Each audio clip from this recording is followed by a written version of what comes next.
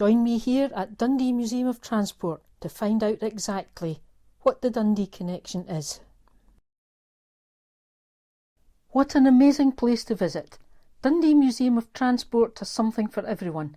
Transport enthusiasts, film enthusiasts, history enthusiasts. Come with me through 3 halls of 20th century transport memorabilia and nostalgia. Run by volunteers as a charity, this museum is for the whole family. As you enter hall number 1, you are greeted by a variety of Land Rovers, and straight in front is one of 7 used in the James Bond film Skyfall. Land Rover Jaguar provided 77 cars for use in the film. We also have that children's classic Chitty Chitty Bang Bang, with one of 6 cars used in the film. There is a Dundee connection to the film, as Dundee-born Heather Ripley played Jemima Potts, daughter of Professor Potts, played by Dick Van Dyke. In addition, there are a number of old bikes and trikes. I had a blue version of the wee red trike shown as a wee girl. Not shown in the video, but also in this hall, are a number of exhibits of ships such as Discovery and HMS Victory. There is also a shop and a cafe.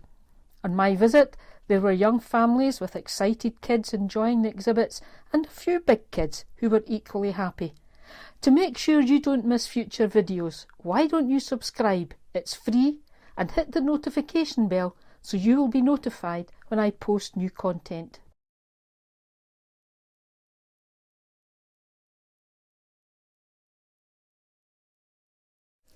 Hall number 2 really is a blast of nostalgia for Dundonians, with not 1 but 2 corporation buses.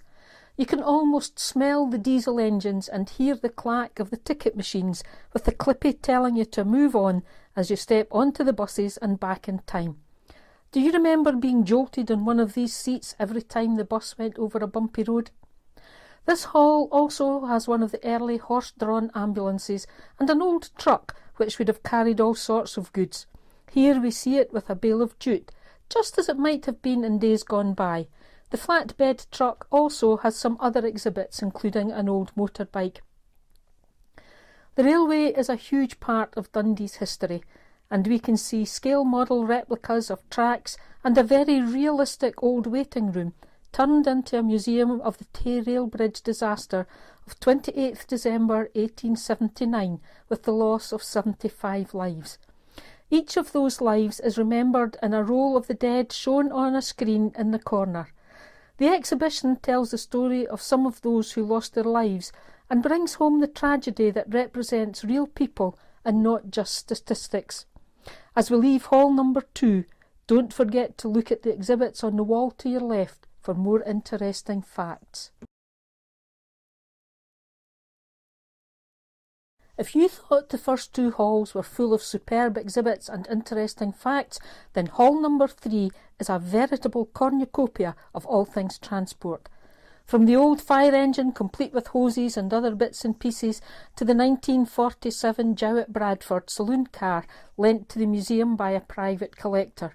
Made in Bradford between 1946 and 1953, there were several models, and probably most famous was the work van. 38,241 Jowett Bradford vehicles were made before the factory closed. We have motorcycles to whet the appetite of any aficionado, as well as bicycles from vintage to the more modern.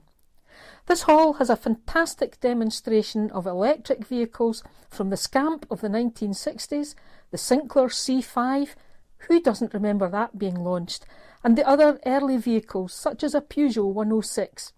We can see an early charging station, and imagine how the early pioneers must have felt as they introduced such futuristic technology.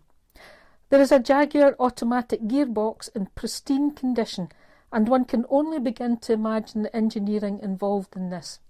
For me though, in this hall there are 2 things that stand out particularly. Firstly is the Wehrbill car manufactured in Dundee, and the first car to drive up the Law Hill on 25th of February 1908, before the road was built.